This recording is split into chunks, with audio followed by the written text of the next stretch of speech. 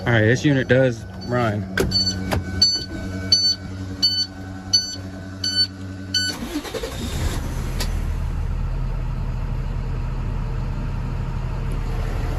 But it's gonna need to be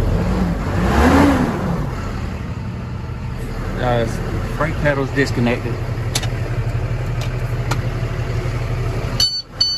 and the depth tank's missing, so it ain't gonna drive. It's gonna need to be towed.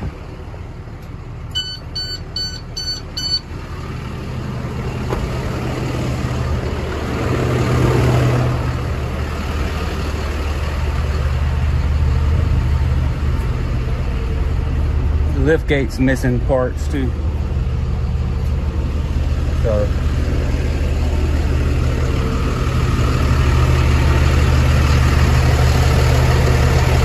it's like it's leaking coolant too, from the depth tank.